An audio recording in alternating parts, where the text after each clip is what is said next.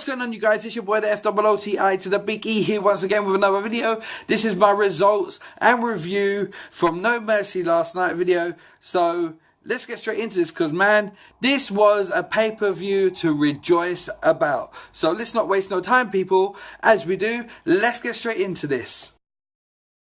First, as you can see, was the main event. They started off the show with the main event. AJ Styles versus Dean Ambrose versus John Cena for the World Heavyweight title. Now, this started off the show because from what I hear is there was a presidential campaign on last night and Raw took a real hammering in the ratings on Monday when they went head to head with it. So they chose to do this at the start of the show because the presidential campaign started midway through the show. And it was a great way to start the show. I got to be honest, I didn't mind starting off with the main event. It was a great matchup. It was backwards and forwards. At one point, Dean Ambrose and John Cena both put AJ Styles in a submission hold, and the AJ tapped out, but obviously there was no winner because they both had to hold on at the same time. Towards the end of the match, Dean Ambrose got hit with an attitude adjustment off the top rope. Just before that, AJ Styles had been thrown to the outside, and suddenly, just as John Cena was going for a pin, AJ Styles appeared with a steel chair, hit John Cena in the gut with it, one over the back of the head, and that was your 1, 2, 3, and AJ Styles is still your reigning and defending WWE champion. So up next we had Nikki Bella versus Carmella. I'll be honest with you, I quite enjoyed this matchup. I didn't see anything wrong with it. It wasn't too long, which was good. Carmella had a good account of herself. I'm not Carmella's biggest fan. I quite enjoy watching Nikki normally because 90% of the time her shorts are up her butt and you see her butt cheeks having a quick perv. But again, this match was quite entertaining. I enjoyed it, and as I predicted when I said this might get added to the card, I did predict that Nikki Bella would get the win. That's exactly what happened, and let's just move on, people. So up next after that, you had the matchup between Heath Slater and Rhino defending the tag team titles against the new and improved heel Usos. I predicted the Usos would get the win on this one, and that is exactly what didn't happen. Rhino and Heath Slater retained the titles. Again, this was a good match. I think, to be honest, the card was actually quite solid all the way through. This was another good match. I didn't mind it at all. I quite enjoyed it. And Heath Slater and Rhino are still your reigning and defending SmackDown Tag Team Champions. So let's just move on. So up next we had Jack Swagger versus Baron Corbin. This is another one that I predicted would get added to the card because when I done my predictions there was only 5 matches added. Again, my predictions came true. Baron Corbin got the win in this one over Jack Swagger. I thought that would be the case with Baron Corbin losing a kind of like dubious decision on SmackDown previously going into the pay-per-view. It was an okay match. It was what it was. I mean, it done its job. It was an entertaining matchup as much as it lasted. I enjoyed it again, and Baron Corbin got the win. So let's just move on, people. So up next you had the career versus the title match, Dolph Ziggler versus The Miz. This one I predicted Dolph would win because there was murmurs going around that Dolph was going to go off and have a gimmick change and come back rebranded. I'm happy to say, people, that I predicted The Miz would win, and that is exactly what didn't happen, and Miz is no longer the IC champion, which is only a good thing, people. That is only a good thing. So Dolph Ziggler is your new Intercontinental Champion.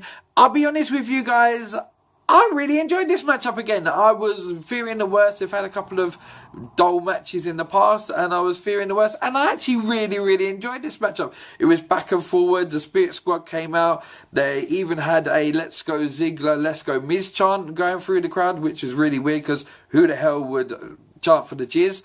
And it was actually a really, really good matchup. The crowd started singing "This is awesome," which the commentators referred as "You were absolutely right," and it was a really, really good matchup. Dolph Ziggler had the match of his life, and obviously he needed to with his career on the line, so they had to make it look like he was clinging on to something. And it was a really good matchup with Dolph Ziggler walking away your new Intercontinental Champion, people. So let's just move on. So up next, you were supposed to have Becky Lynch versus the weird-eyed pixie Alexa Bliss, as I call her.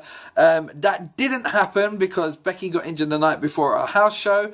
Now, Alexa Bliss is still the #1 contender. She will take on Nikki. She will take on Becky Lynch at November the 8th, live in Glasgow on the SmackDown taping, which is pretty cool. Having a women's title match in Glasgow, that's pretty cool. Alexa Bliss instead took on Naomi. Again, Alexa was dominant throughout this match. I expected Alexa to get the win, and it didn't happen. Naomi was putting an armbar towards the end, and she pinned Alexa Bliss out of nowhere. So, yeah, Naomi got the win over Alexa Bliss. Let's just move on. Last but not least, people, you had Bray Wyatt versus Randy Orton. And hallelujah, rejoice, people, because Bray Wyatt actually won at a pay-per-view. The match was actually alright. I really quite enjoyed the match. It was back and forwards. To be honest, Randy was a dominant force in this match and gave Bray a bit of an arse whooping. It went to the outside towards the end, and they came back in the ring. Randy Orton hit Bray Wyatt with his patented DDT through the rope. Just as he was going for the RKO, the lights went out, the Wyatt music hit, and the lights came back on, and Luke Harper, the returning Luke Harper, was in the ring, facing Randy Orton. Randy Orton stopped dead in his tracks, and then Bray came up from behind, hooked him into the Sister Abigail, dropped him like a bad habit, and Bray actually won a match on a pay-per-view, and it is amazing, people. So, in a nutshell, that was your No Mercy card. Kurt Hawkins versus Kane did not take place on the pre-show, just in case you're interested. It was replaced by the American Alphas teaming with the Hype Bros against the Ascension, and also the Von Villains. How could I forget?